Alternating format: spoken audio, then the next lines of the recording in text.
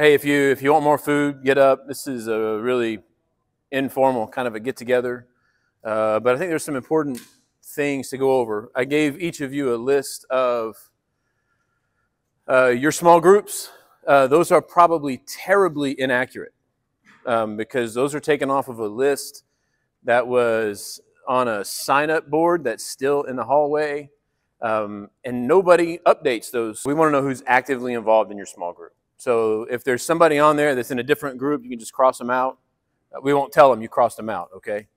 And there's some folks that are coming that aren't on the list. I've been to a lot of your groups, and I've come across people that aren't on that list. So if you would just update that roster of who's there, that will help us out of knowing who it is that we're trying to reach with some of the new initiatives, if you will, that we're going to be installing this coming year as we try to kind of broaden our reach with our small groups.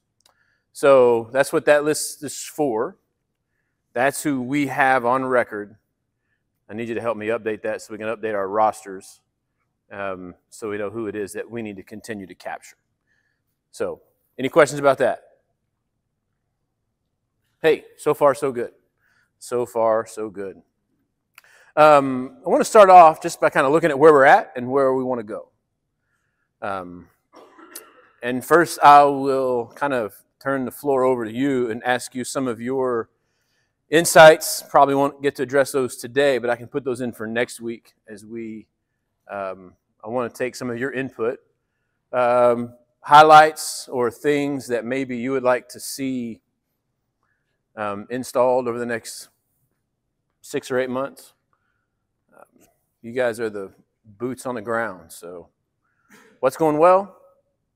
What would you like to see us do maybe a little differently? I didn't warn you that I was going to ask you questions. So you didn't get a discussion guide before this small group, right? I have one thought. One thought.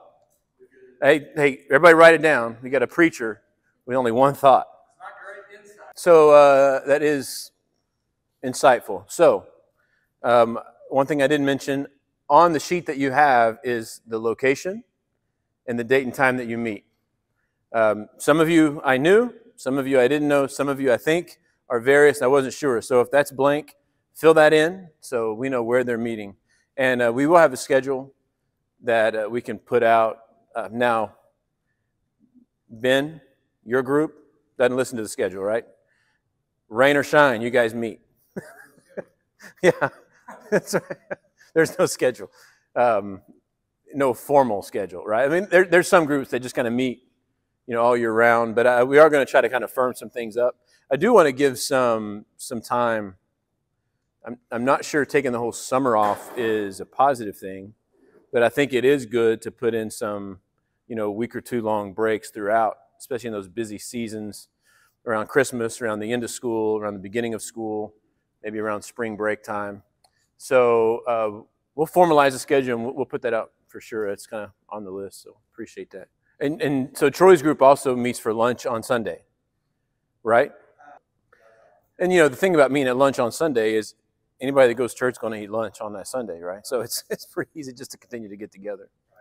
Yeah, we will formalize the schedule and publish that. I think it'd be good for other people that are coming in, especially newcomers coming in, to really kind of know what's going on and have that actually published and available. Yeah, Steve? Yeah, so I was just talking to Martin Groover today about using our Fifth Sunday fellowships kind of in that vein of more of a interactive, all these small groups coming back together, and how can we make that more broad, if you will, to get all those groups as they're kind of going out on their own. How do we kind of get them more inclusive? So it's a good idea. Here's where we're at. And this is just, it's not good, it's not bad, it just simply is. And this is what we're going to build off of and where we're going. We have 16 groups that agreed to form. When was it that we started this round? Was it a year ago or was it 2 years ago? Last year? So there were 16 groups. We had 16 group leaders agree to lead a group. Of those 16, there are 2 groups that are disbanded, And I think there is one or two that have kind of just dwindled down and really aren't meeting very often anymore. So we really have 12 active groups, and those 12 active groups are largely represented here, and they're doing well. Part of the reason they're doing well is because they have leaders that are proactive. Ben and I, and Larry at the time, before he got otherwise occupied with his time at the church here, we were talking about what's coming up for the next year. We said, well, what if we maybe shuffled the groups and then assigned people groups? And that was met with severe heartburn from a lot of people. So that went on and off the table rather swiftly. Mainly because you don't want to derail something that's going well. But we are going to try to incorporate some assignments just to try to reach a lot of those folks that are may not be aware of what's going on, may not be aware of the value that we find in small groups. But there's 15% of our congregation enrolled in small groups according to the list that you have. I'll update that, and we can have the new statistic next week because I know there are more. We have 1,033 people on our roll. Now that's men, women, and children. Okay? 1,033 people listed in Breeze CHMS. Everybody know what Breeze is? Yes, okay, yeah, yes, we know what Breeze is. Remarkably, there are a lot of people that don't know what Breeze is. Breeze is our online directory. 1,033 people enrolled. And we have about 146 people signed up to be in small groups. Of those 146 people, according to the list that I have, we have about 10% of our body that is actively involved in small groups. Again, this isn't good, this isn't bad, it just simply is. It's a foundation we have begun. Here's what was really encouraging about the 10%. The 10% that are involved in small groups are involved regularly. They are effectively meeting. The groups are meeting with year-round in some cases. They don't just go, well, so-and-so can't make it, so let's just cancel this week. They're working. Ben's only issue is he needs somebody to help him lead, so when he's out of town, somebody else is willing to take the reins. Those other folks are willing to go to the group. They just don't have anybody to lead that. So I need to find Ben a co-leader that can take over when he's got boys in baseball or out of town somewhere. So that's a good thing. I mean, that 10% number seems low, and it is low, but the 10% that's there is a strong 10%. And I want to spend this year capitalizing on the knowledge that part of our congregation knows of the value of small groups.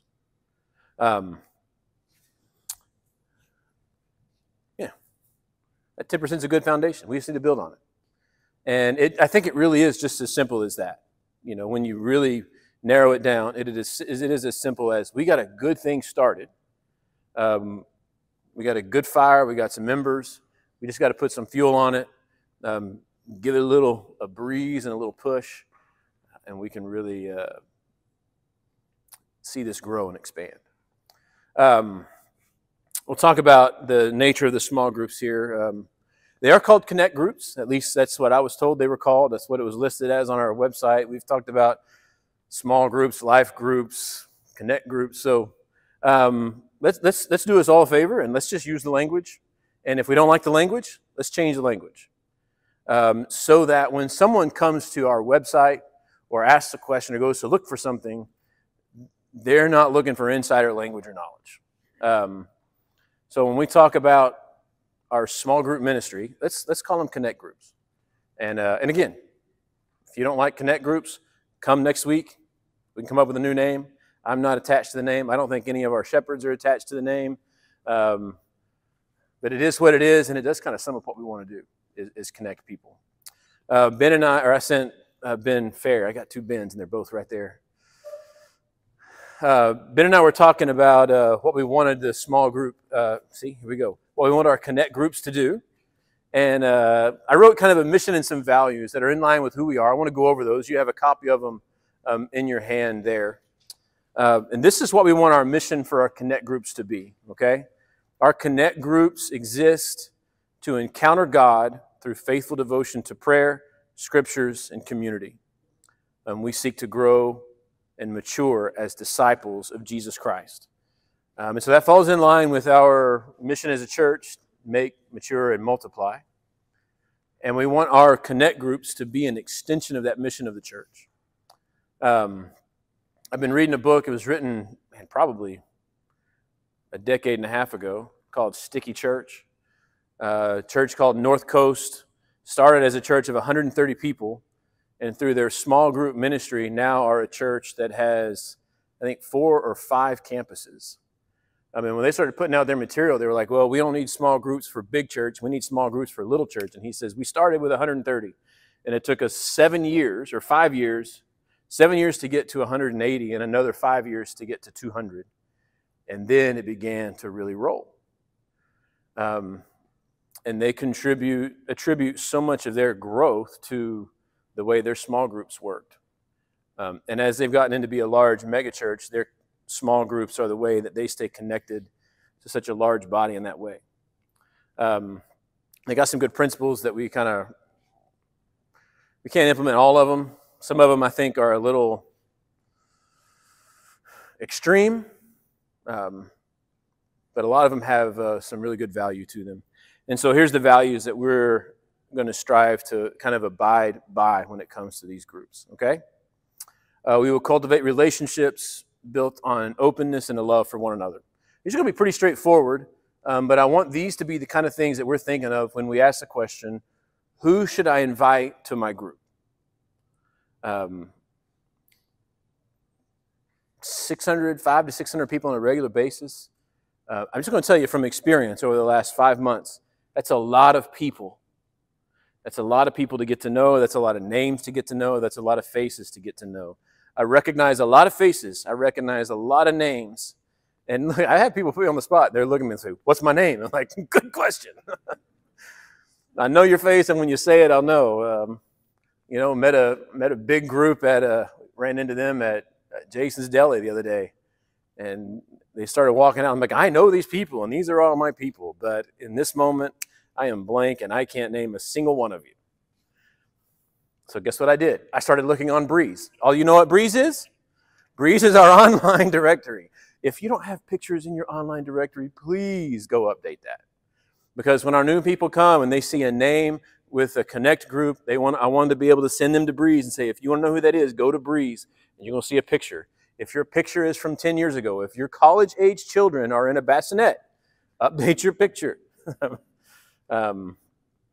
We have those too, where it's like, I don't want to update my picture, my sweet little babies. Well, your sweet little babies are married with babies of their own. It's time to update. If I have hair in my online directory picture, I need to change my photo. Yes, ma'am.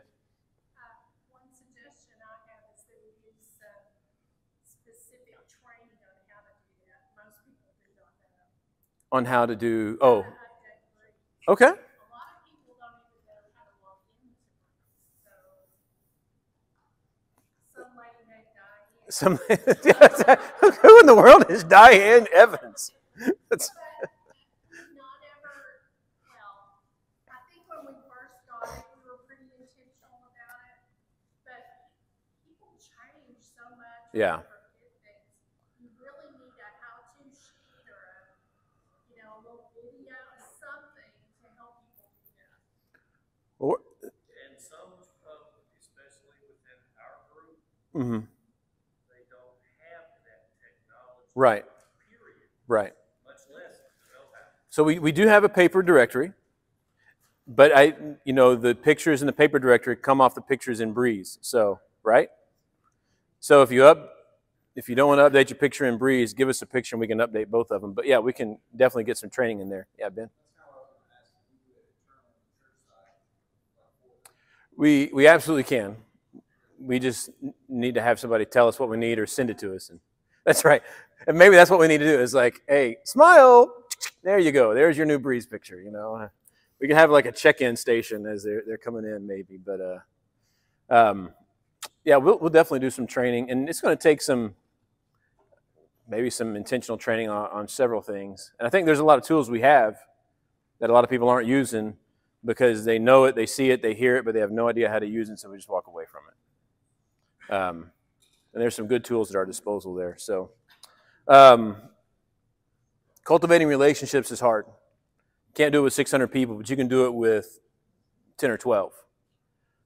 People only have so many connectors available, and connect groups are a way that we can really cultivate deep relationships in a bigger body. So we want those relationships when I'm open and honest, and we want to pursue deeper connections.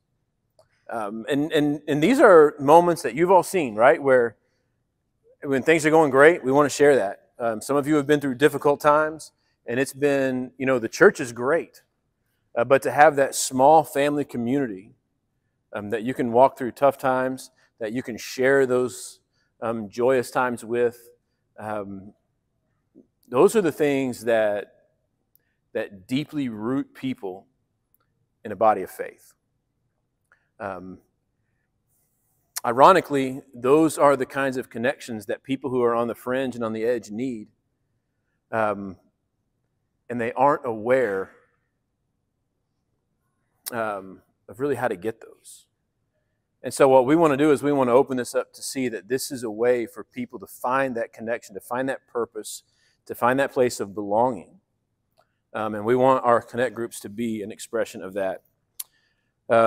Care for, serve, and partner with one another. I want to have opportunities for our connect groups to go and do service projects together, to show up together and serve our caring and sharing ministry, to serve at Highway 80. We have all sorts of opportunities for us to just do more than get together and read and pray and study. Those are important things, but we want to create an environment of groups that want to do life together. And so caring for one another, serving alongside and partnering with one another in those aspects is going to be an important part of who we are. Again, you guys, you are active and you are effective in your groups. The consistency is there. And so this is really just kind of putting meat on what you're already doing. I'm not really giving you anything earth-shattering. I'm just putting a framework on some of the work you're already doing. But we want our connect groups to be a place where people can be comforted and accepted. People in our culture are looking for a place where they belong, and we want them to find that not just in our connect groups, but in Pine Tree. And with our connect groups being an extension of who we are as a body, that doesn't mean that, accepting someone doesn't mean that they can come in and they can just do whatever they want. But what that does mean is whatever you have, you can bring with us, and we'll tell you or we'll help you figure out how to put down the stuff that needs to be put down and how to pick up what needs to be picked up. But when people come into ours, we want to be accepting, we want to be comforting and encouraging with those things. Holding one another accountable. We will hold one another accountable to continued growth and maturity in our faith. This one and the next one, we will safeguard the sanctity of the families in our core and utilize the resources available to promote the principles of God's word in our homes. What we want is we want our connect groups to be a place of accountability. And, that means if I've got a group of 15 people and 3 of them start showing up, then I should have 12 people calling 3 people going, "Hey, man, we miss you. Is everything okay? Is there something we can do?" Is just touching base. People need to know that they're missed when they're not there, and that's part of the way we hold one another accountable. It's not about putting their feet to the fire and condemning them for this, but it's about touching base and making sure that we're all traveling this road together. It's also going to be a first step for our church leadership to know what's going on in the lives of our people. There are things that you can see in a connect group that we just can't see in a body of 600 people. And when Johnny and Sally have been coming to your small group or your connect group for years and years and years, and they come in together and they're happy and they sit on the couch together and they eat together and they laugh, and now Johnny and Sally come in, but they're not always laughing, and he sits on the couch and she sits in a chair, and she interacts over here and he interacts over there. When those things change, once you kind of speak to them, that's when we hope that you'll come to myself or to the elders and say, hey, I think you need to check in with John and Sally. I don't know. They haven't said anything, but something's changed, and we think we need to check on them and make sure everything's okay. That gives us an opportunity to hopefully put out fires before they become forest fires. Because too frequently what happens is our church leadership doesn't find out what's going on until divorce papers are being written or signed, or the whole house is aflame and nobody knows what to do.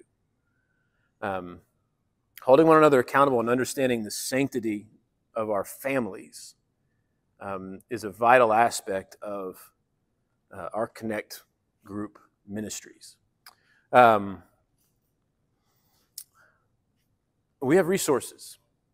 I have resources, our shepherds have resources, we have people outside, inside, adjacent, all over the place for families, for parents, for addiction,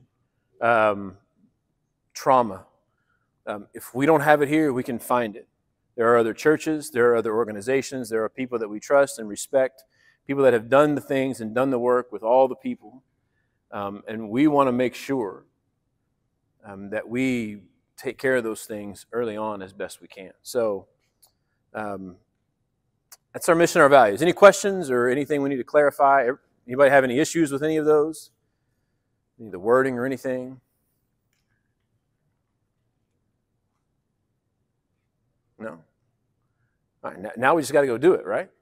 We just got to put it to work. Let's see, what is it? 18:05. All right.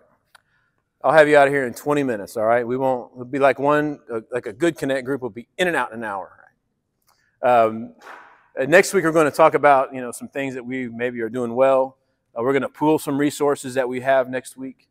And hopefully you'll go, if you look around and you see some Connect group leaders that aren't here tonight, you can touch base with them and say, hey, come on next week. It's some good stuff.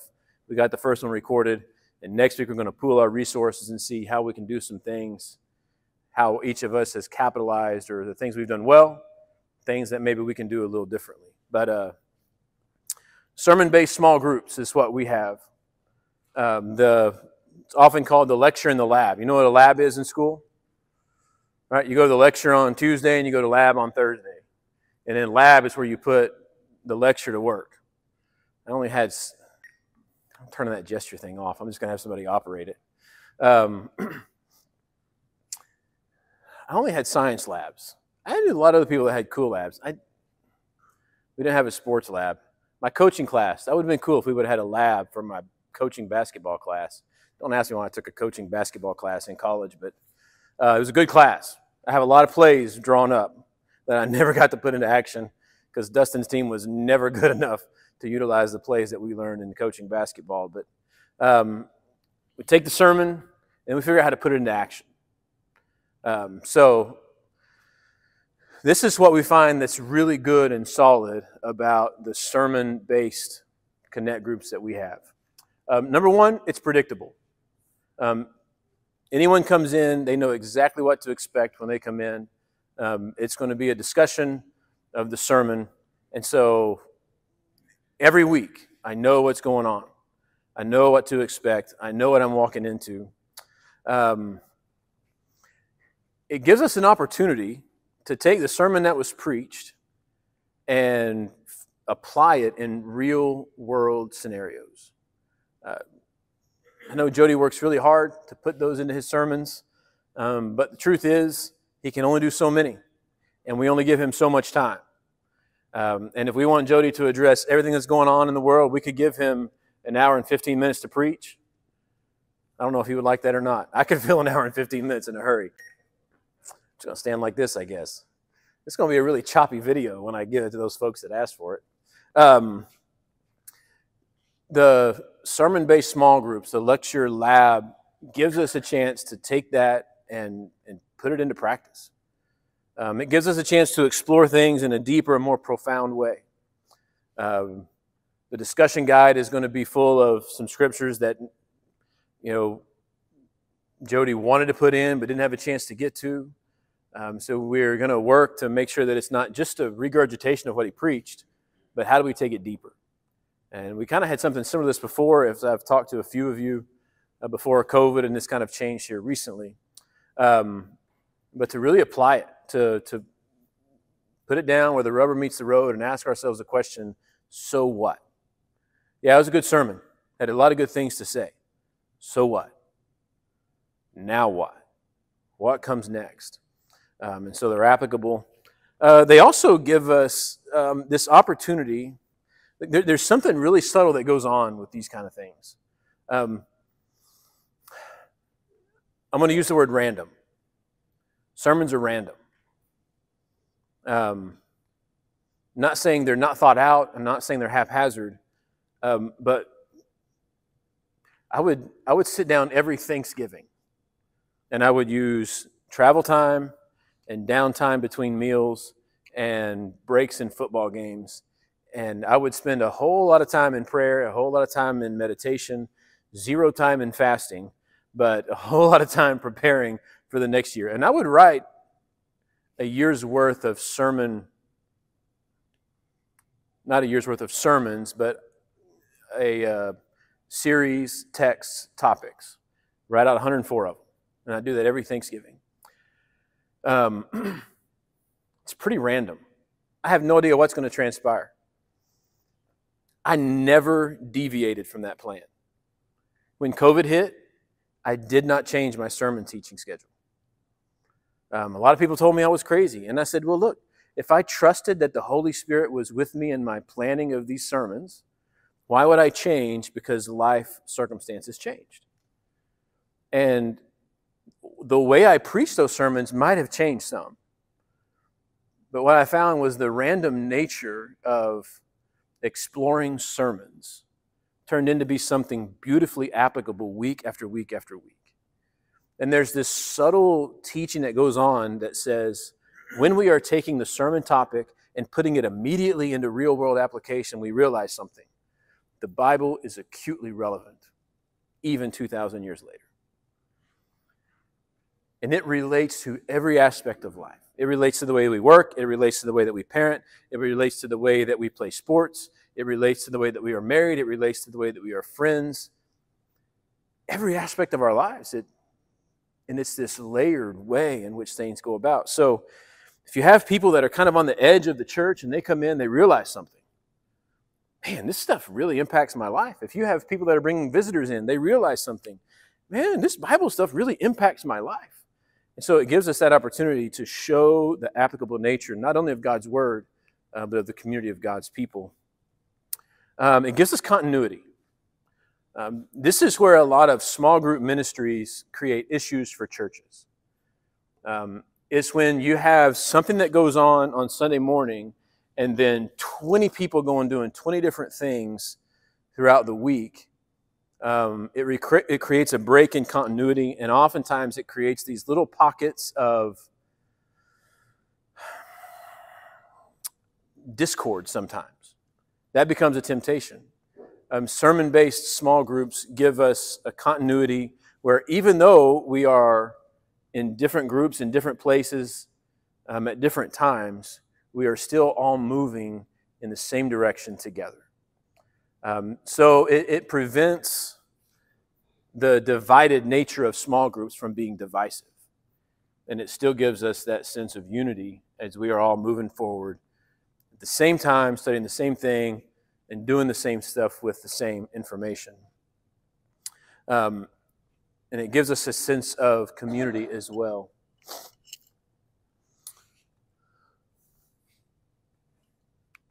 Is there another one? Yeah, okay.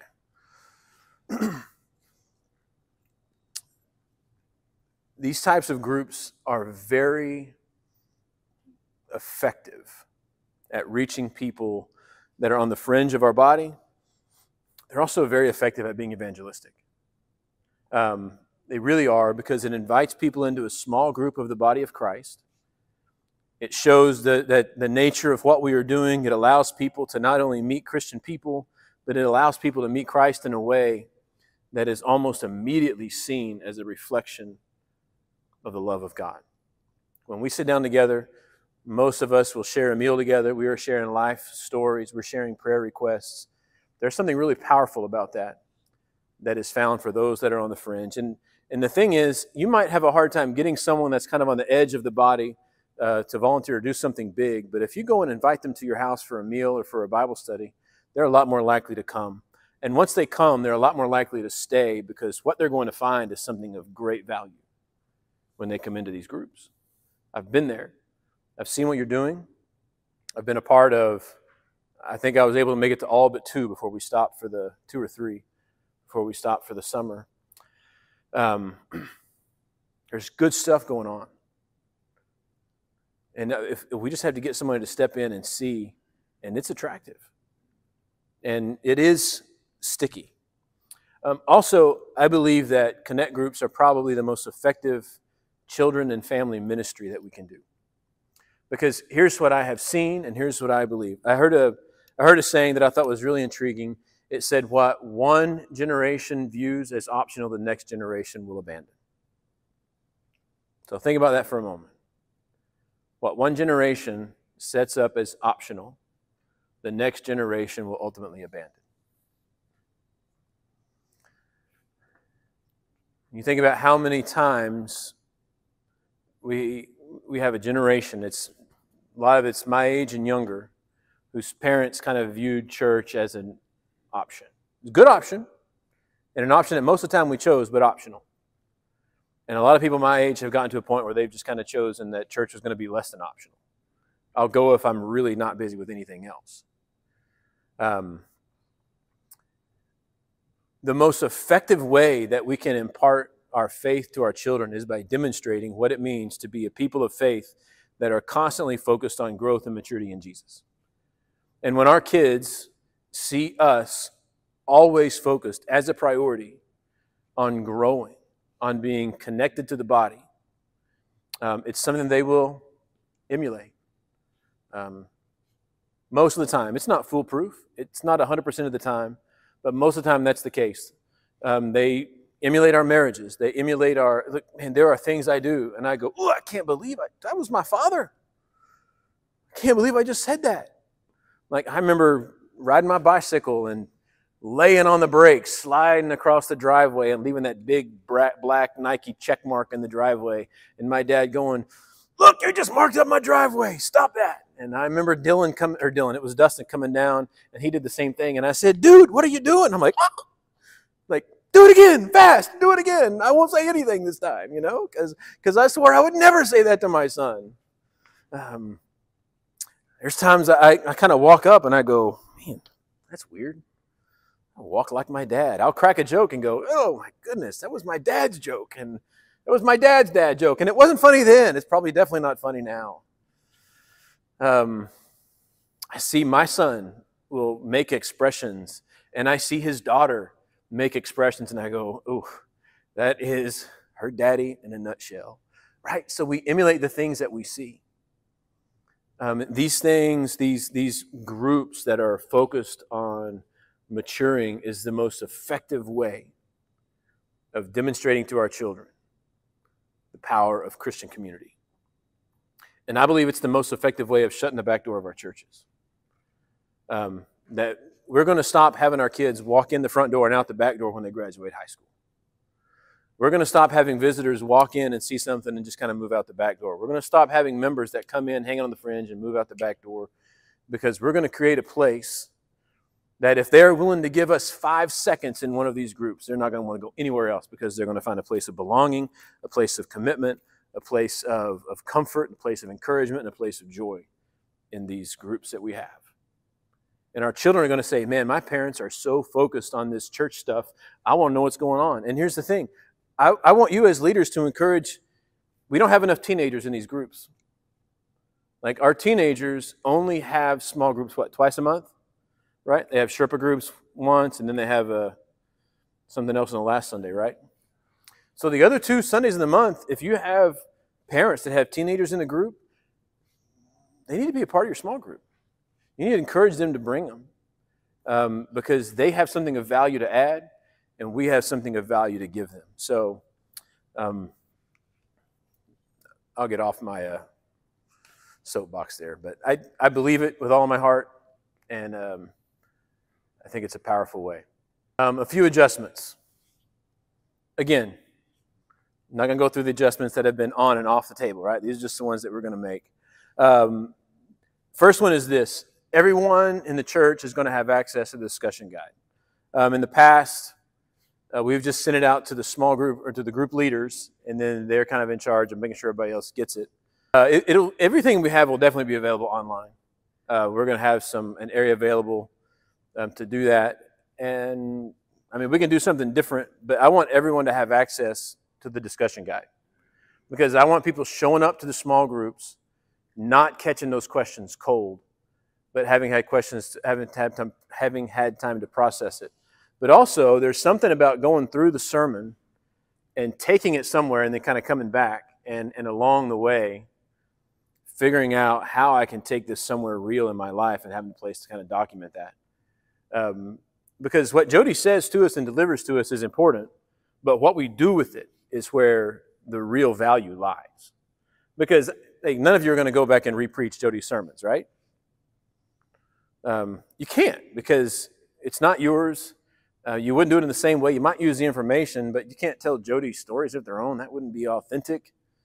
I wouldn't even do that. And some of them are good, but I can't deliver them like he does. So what I can do is I can take the information that I've given in that sermon, I can put it into a real life form, and then use that information in a different way. I have all these things updated, and you can just leave your sheets on the seat there, and I'll pick them up. We'll have an accurate view of who all is involved in those groups, so that when they come and say, hey, I'm looking for a connect group and I don't really know where to go, I was like, well, what are you looking for? You looking for something that's intergenerational? Are you looking for something that's got kids your age? Are you looking for something near you or what? I can say, all right, here's the groups that we have. Having the accurate information would be really helpful. And this is one of the things that's really good about what we're doing here tonight. So.